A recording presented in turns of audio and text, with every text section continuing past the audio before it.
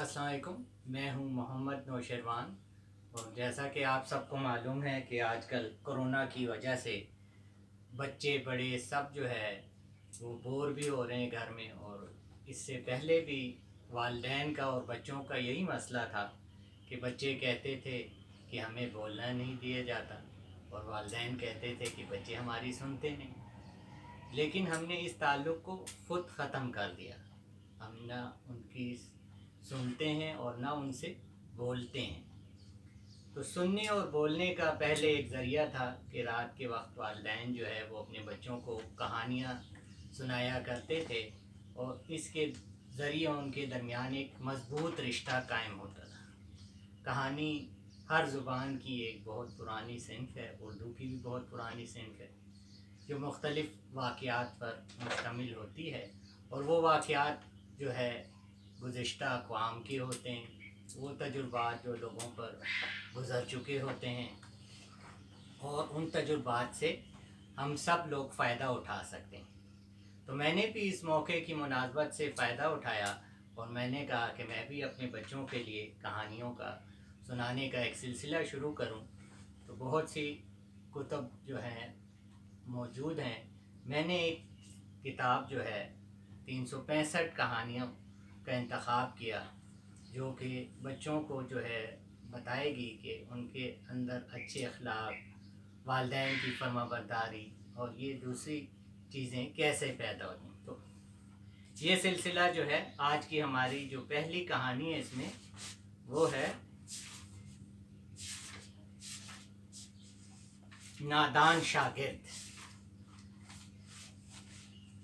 नादान शागिर्द कहानी जो है बहुत मुख्तसर सी कहानी है, लेकिन इससे आपको बहुत सबक मिलेगा, और जो है उस्ताद और शागिर्द के दरमियान एक ताल्लुक़ का पता लगेगा।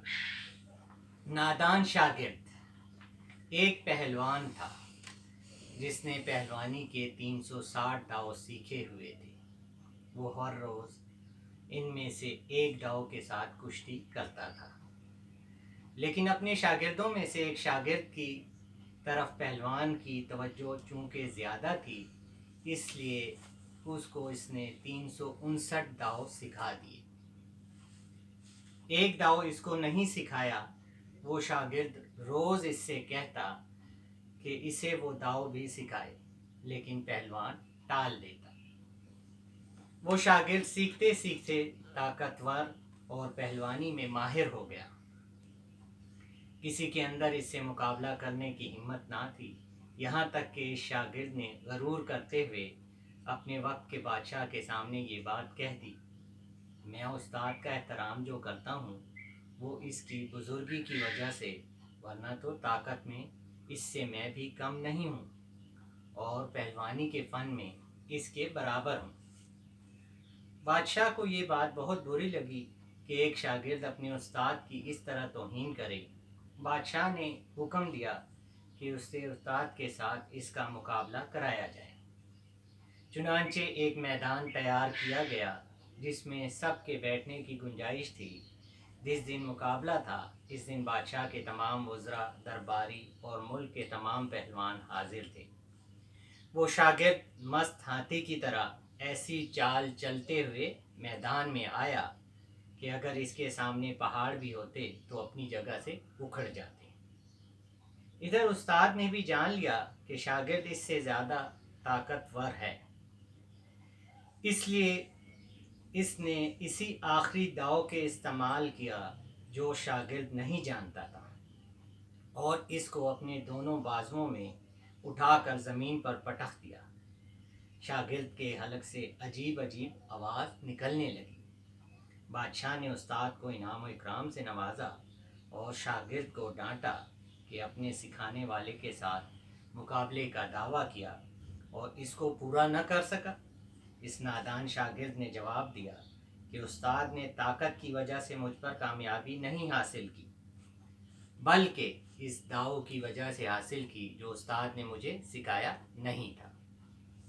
उस्ताद ने कहा, मैंने इसी दिन की वजह से इस दाव की हिफाजत की थी कि तू अगर दुश्मनी करना चाहे तो ना कर सके।